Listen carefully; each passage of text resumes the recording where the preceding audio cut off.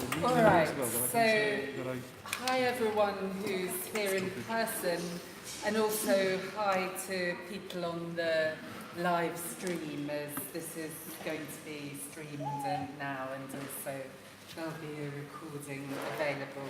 So, sorry? Yeah. I'm on the policy, well, I'm not sure at the moment exactly which website, but it definitely will be made.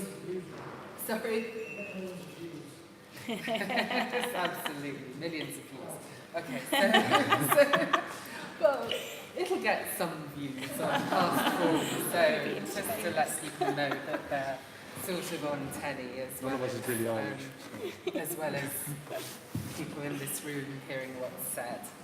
All right, so we're going to have a panel discussion in a similar format to the one we had earlier on, which is that we've got a question to ask each of our panellists, and we'll ask them to talk for up to 3 minutes on that question.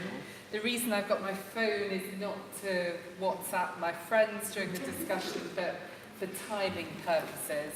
And then we'll throw it open for your questions and comments. And then we'll be finished finally.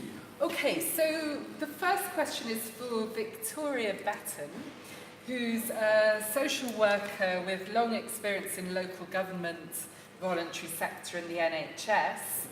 I gather actually that the description here is outdated. We describe you as the founder and director of M Habitat, but you've moved now to Mindwave, so I've just moved to work with a digital health company called Mindwave.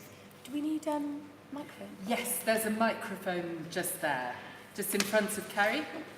Okay, and what we wanted to ask you is how can industry, researchers, service users and practitioners work together to design and research the kind of tools that can be successfully embedded in mental health service settings?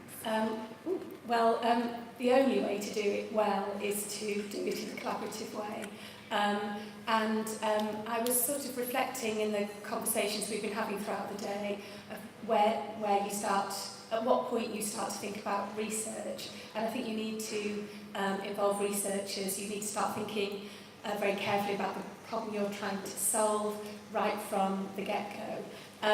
I was with an NHS trust earlier this week who is doing some interesting work around digital, but they realised that they were getting far too beguiled by the technology and not enough focused on the problem they were trying to solve. And of course, a problem for an organisation or the challenge they're trying to solve might be different to the challenges that the individual accessing the service might be experiencing, and indeed the practitioner.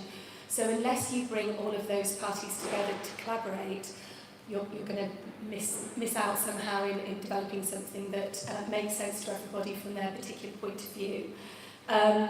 So there's an important case for co-design, and the good news is there's some really good tools, techniques, methodologies for doing it well. We've been talking a lot about the NHS. NHS Digital has produced some design principles which are all about focusing on user needs and user requirements, around iteration, about doing lots of user testing, the sorts of things that we've touched on today. There's an ISO for human-centred design, and there's any number of great toolkits out there. Nesta has the DIY toolkit for how you do design with end users. I think what's really important is that you bring people with different types of expertise together. Academics are really important at generating evidence, and building on good theory and evidence is important. You obviously need domain experts, whether they be people accessing or providing services, and then you need absolutely brilliant technologists who understand the tech and how the problems and challenges that people are experiencing can be helped and enabled by technology. And then, as I hinted in my question earlier on in the day, I also think you need to be bringing in social scientists. Mark talked about artists, thinking really broadly about ethicists, philosophers, people with legal backgrounds. You've got to think about compliance and regulation. So there's a lot of complexity in here, But yes, really, really important to involve all the different stakeholders, and there are really good tools for doing that. Thank you. Okay. So the next panellist is Ceri Owen, who's a peer researcher, and she's part of the Mental Health Policy Research Unit's Lived Experience Working Group. She's been involved both in that group, but in general in a wide range of research projects. She's particularly interested in severe mental illness and has contributed to mental health policy in various ways, both through direct involvement in policy and through campaigning and political work.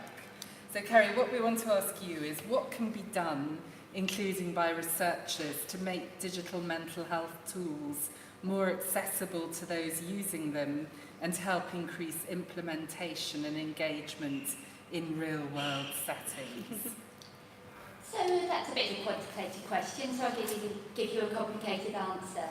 I tend to introduce myself as being here as a token mad person. I see it as a role, a bit like being a court jester. I get to say a lot of the things that other people can't say because of their jobs and their line managers and these days becomes herder and things.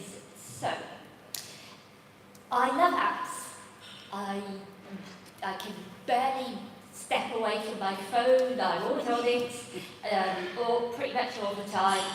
Apps work really well for me. So a few weeks ago, I was at an asthma clinic and I got asked to measure my peak flow every day, and the consultant handed me a paper chart, and I said, "Is there an app for that? I'm sure to lose a bit of paper." And he said, "No one's ever asked me that before." But what? Does not compute. And he said, "Well, we're in Bolton, it's in rural Yorkshire. People around here just don't do that sort of thing." And like about 93% of the British population are online, but that's still 7% who aren't, and they're concentrated in particular areas. So in rural North Yorkshire, it's about morality. In other places, it's older people. About a quarter of those over 65 haven't used the internet in 3 months. Disabled people, 1 in 5 of us have never used the internet. People who speak English as an additional language, there's about 900,000 of them. Gypsies, Roma and travellers, about a third of them have never used the internet. People with low literacy, about 1 in 8 of the British population, are, according to National Literacy Trust, functionally illiterate. Are we making apps that work for them? Are we making apps which are the cherry on top for my healthcare, which is brilliant, I really appreciate it, thank you very much, but then does that widen health inequalities? I should say, I did warn Tom, are you sure you want me on the panel? Really sure? I might not be nothing but positive. Are you sure you don't want someone who will be a bit more inspirational? So, I'll do my best. To quote from the Marmot report here, to reduce the steepness of social gradient in health, actions must be universal, but with a scale and intensity proportionate to disadvantage suffered by particular populations. So, how are we making apps which work with screen readers? How are we widening broadband internet access to make sure that everyone can use them, and not just in libraries, because I don't want to be Skyping a counselling session in a library where everyone can hear me, and then there's a staff are trained in mental health. There's no privacy. How do we get everyone to have safe, private broadband internet if you wanted to use their apps? How do we make this not just be picking the low-hanging fruit? How do we make this not just be something which is for people like me, articulate, highly literate, would be doing pretty well on healthcare anyway? How do we make digital work to shrink health inequalities? Thank you.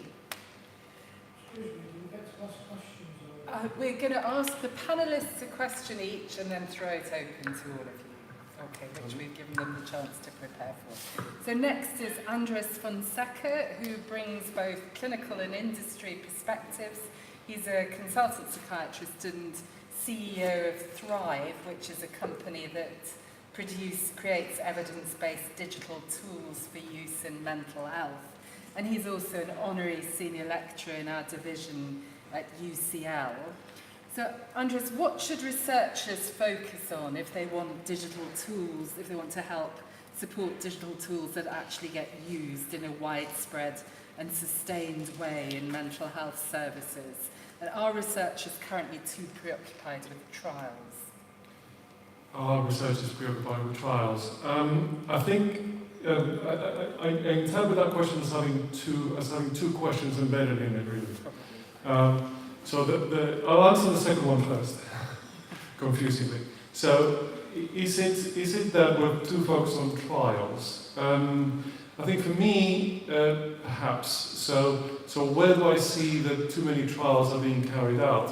When we have a solid model for an intervention, a digital intervention, is already been proven many times, and sort of the research has been reproduced already many times. Then we come up with a new app, say, or a version of an existing app, which follows exactly the same principles, adheres to the same sort of design, but has some kind of difference. And then we rush to do another randomized clinical trial on it, and lo and behold, the results are that it does exactly the same as the others. Perhaps it's a little bit shinier, the experience is a little bit better, but nothing that we capture directly in that research.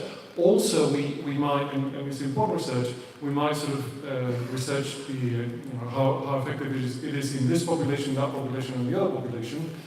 But that again might be done to the point that is pretty much, I mean, some populations is definitely going to be relevant, but in other populations we more or less might know what to expect, or there's enough data there to extrapolate. So in that sense, maybe there is an obsession with trials, and maybe we should be looking at these tools as to whether they are at the point where we consider them to be a service in some way, a software as a service, or they are novel enough to require an actual clinical trial. What I mean by a service is that you would go through it like you would with any other service that you would evaluate. Is it adherent to model? How good is the model fidelity? Is it producing the outcomes that you would expect? What is the governance around it? That kind of thing that I'm thinking of. So the other question is, what do we do so that we get these, or what should we focus on as researchers to make sure that these apps are more sustainably adopted? That's a complicated question because I think you have to look at having a theory of engagement, and I know that we have some, and perhaps research that validates those theories of engagement. One of the biggest barriers for these tools to be effective is whether they're used or not. It's like anything. So if I prescribe whatever medication, it's not going to be effective if nobody takes it. Right? So it's kind of the same principle. Once we have a something that crosses that threshold, how do we make sure that this is adhered to, and we have a good model to understand that phenomenon? And does it apply across populations, for example? That might be an interesting area of research that is perfectly valid. But also, when you're thinking about sustainability, so beyond the research, so we have this tool that we've created, it's in research. Now, how do we get it, rolled out in the real world? This is going to need constant updating. It's going to need people working on it constantly.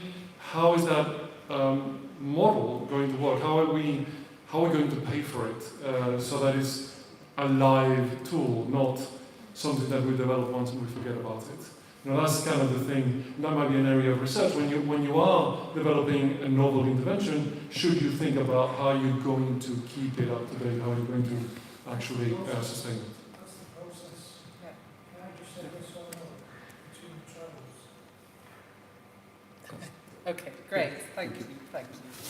Okay, and final panelist is Dr. Geraldine Strathdee, who is a consultant psychiatrist and from 2013 to 2016 was the National Clinical Director for Mental Health for NHS England, and she's had many senior roles in policy and clinical management.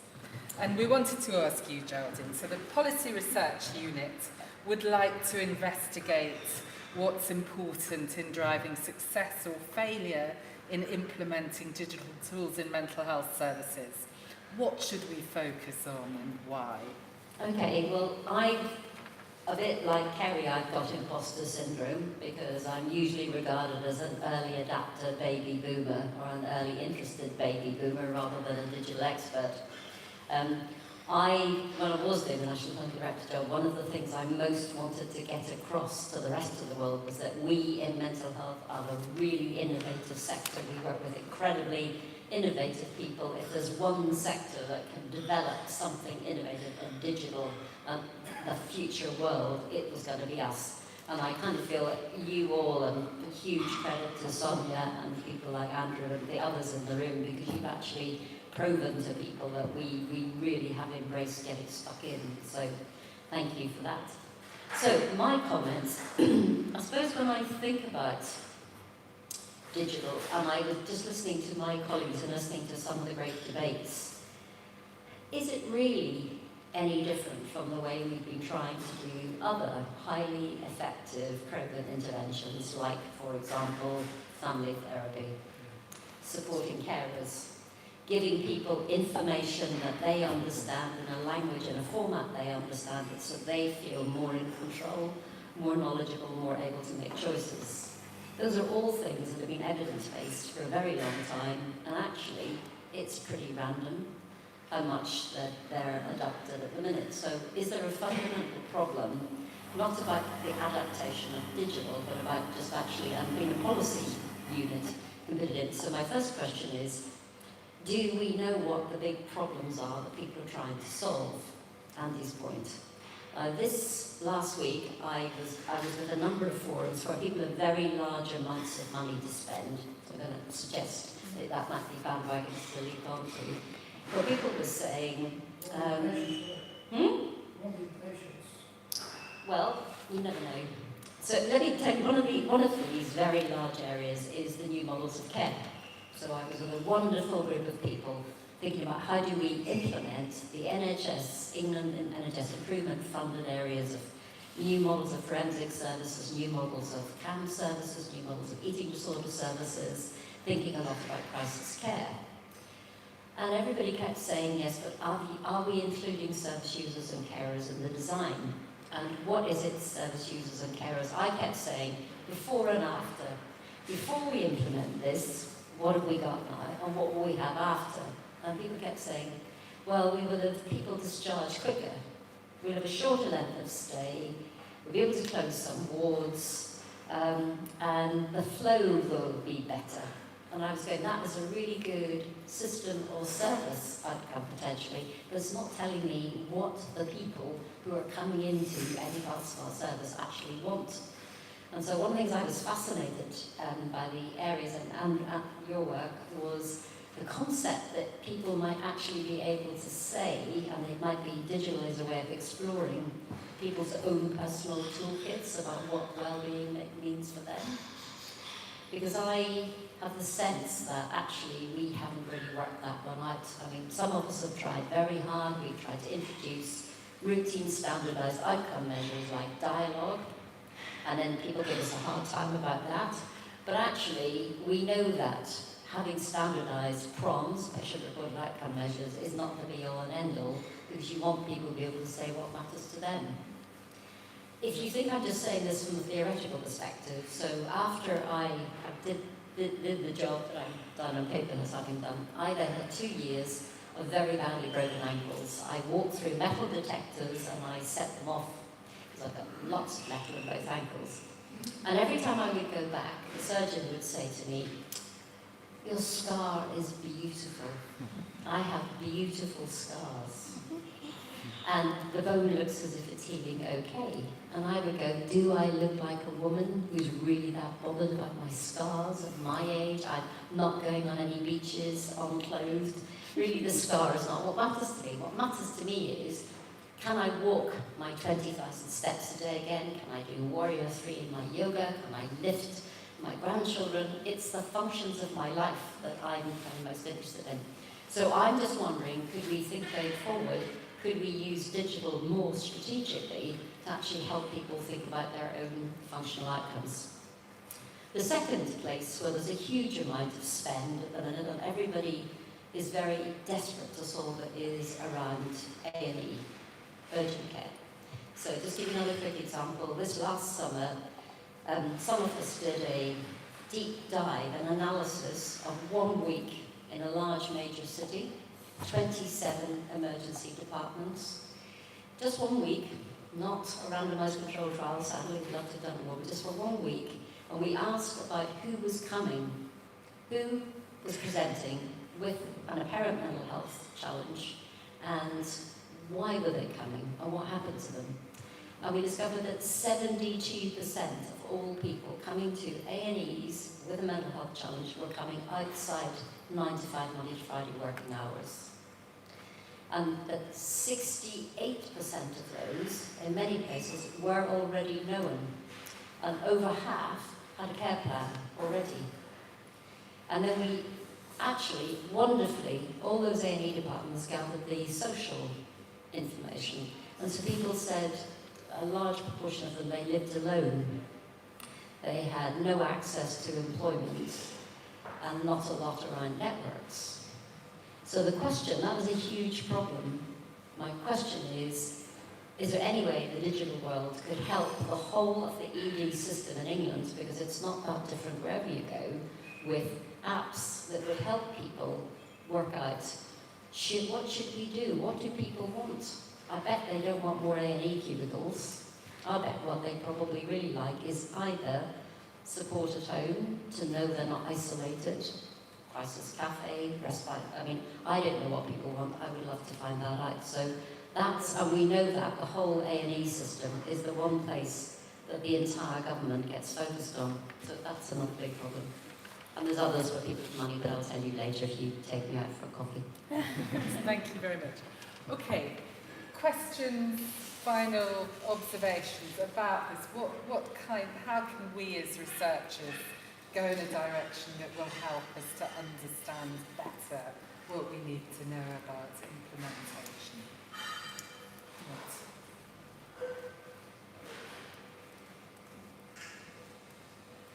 The organisation in Greater Manchester is too large. It's got bad practices. The organisation has got too large and it's getting its tentacles everywhere. And I'm concerned that it's going to weaken mental health, and it's supposed to be mental health improvement. Okay. That's my complaint. I would like a better complaints procedure, one that when they upheld my complaints, they did something about them. They don't do that where I am. So that's what I would want. Is to get yourself, to get heard. Yeah. Can I get back on that one? Yeah. So, I somewhat share your experiences as being in a very large mental health system. I'm in York and the Tube, and it can feel really impersonal and like the decisions are taken very far away from where people are. And I do wonder if there's a role for digital in that, being able to track what happens to complaints and see what's being done with them, making things a bit more transparent might be a way to help there. Yeah. That's a good point. Sounds good. Yeah. Okay, and what about, so my question to the panel, this suggestion we've made that we're going to do case studies of success and lack of success in digital implementation.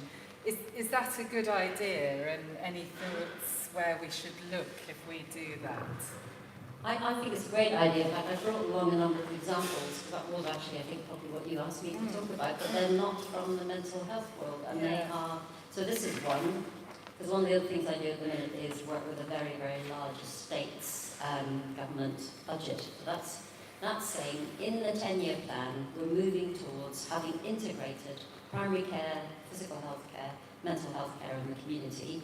We need the place, the building that people can kind of work together, but above all, we need the technology and the systems that will make it a good and happy place for people to be. So this is one award-winning system.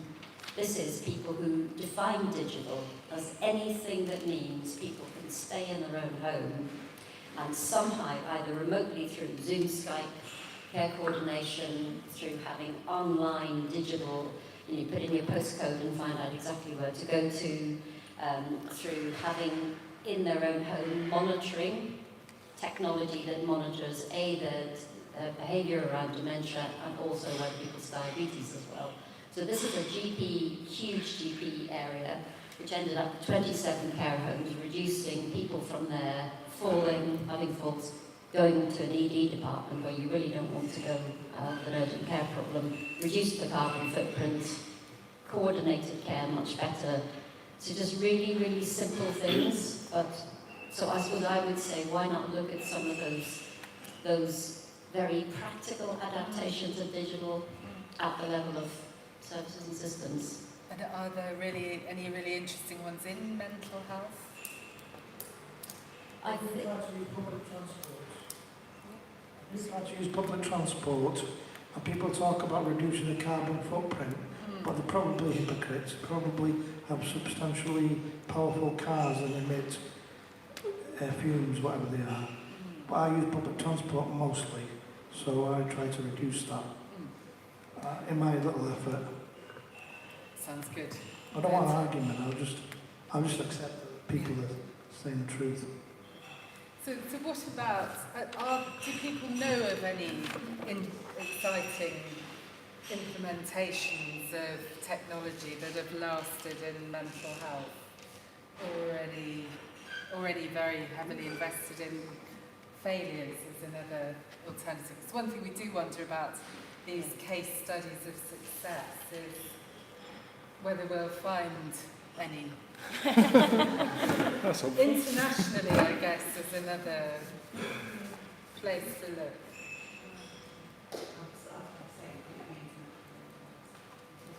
Within limits, if it's international, we'll have to not collect so much data on this, but yeah.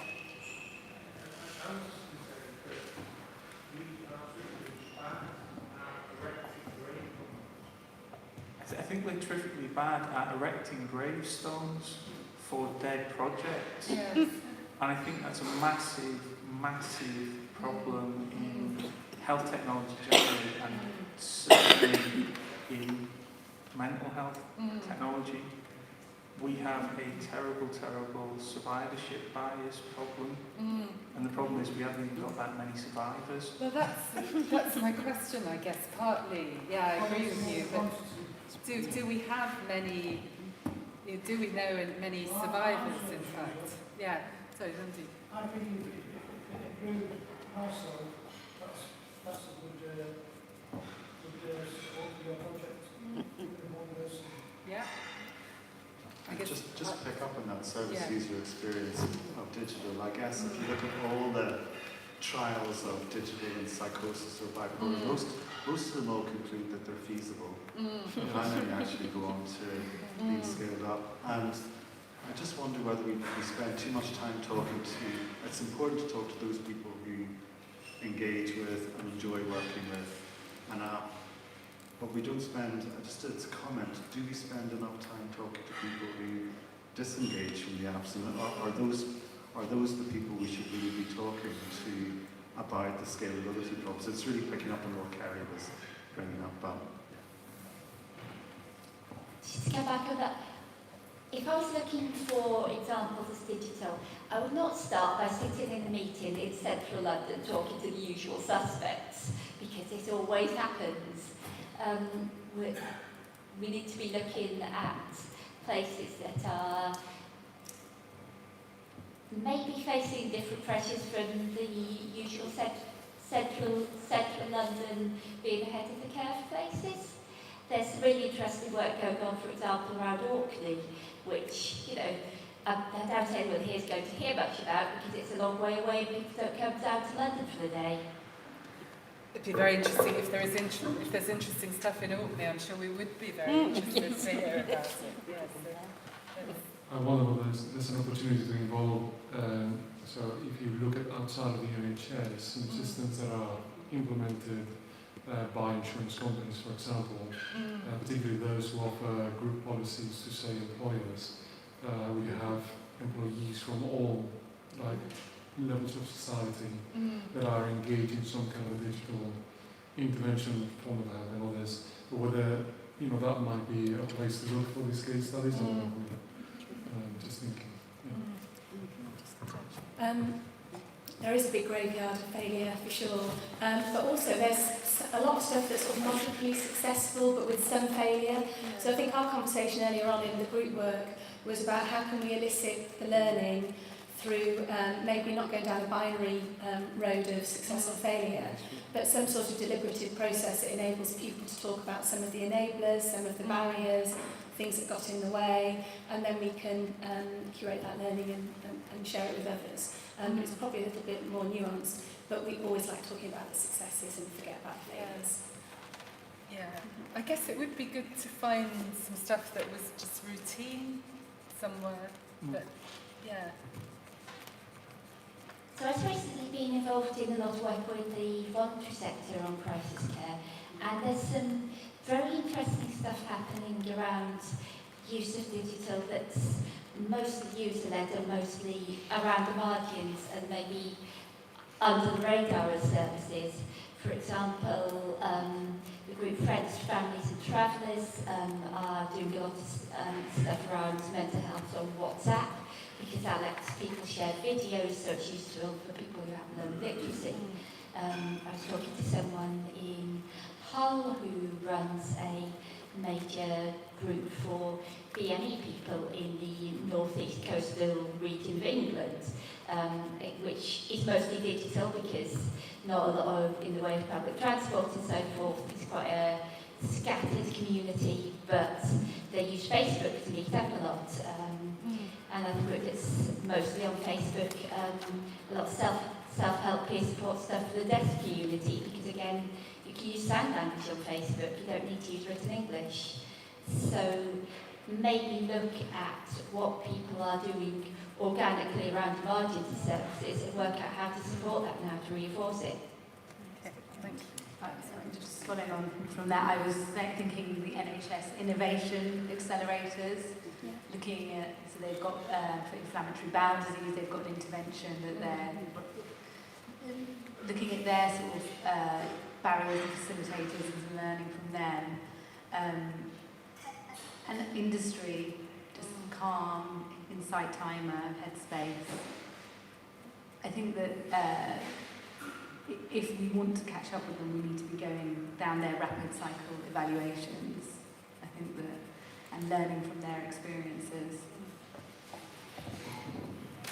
There's an additional paper published in 2019 by Betton, who traveled to Australia and USA and has summarized this and has summarized more than 20 case studies of companies who are doing this kind of work. That sounds very interesting. I guess sometimes it's the gap between the companies and the health service that's problematic, though, isn't it? But I think in Oxford, I was going to say, because I think one of the other things sitting on the board of a trust that I think we're all utterly desperate to do is to reduce restrictive practices, including the use of the Mental Health Act where that's avoidable.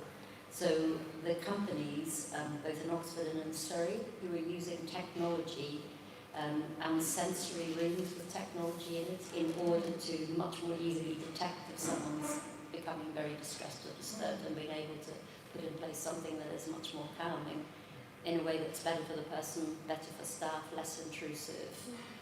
That I think that area would be amazing, and it's happening in small pockets.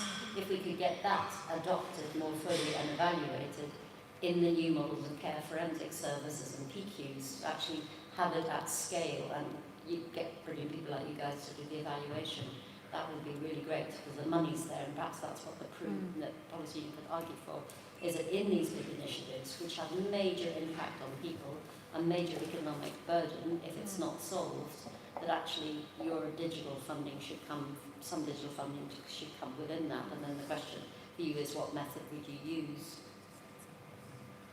Okay. One of those comments. It's about the health service.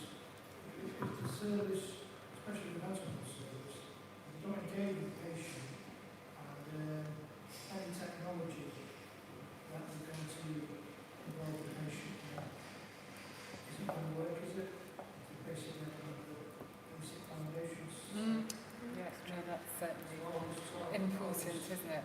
Yeah. Yeah.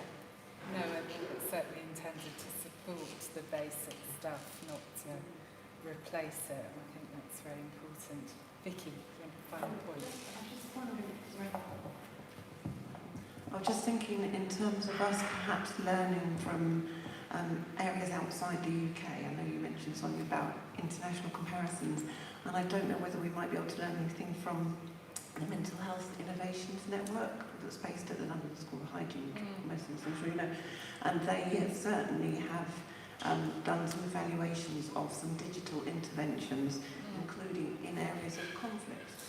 So almost by association and connect to people with mental health problems, and particularly aimed at young people. I think in Rwanda was one of them, and there are others as well, so it might be worth listening to. Okay, we're pretty much out of time. Any final thoughts from any of our panellists? Things you're keen to say in response to anything? All right, thank you very much indeed for coming and for your participation today. And thank you very much to our excellent panel as well, and to all of you.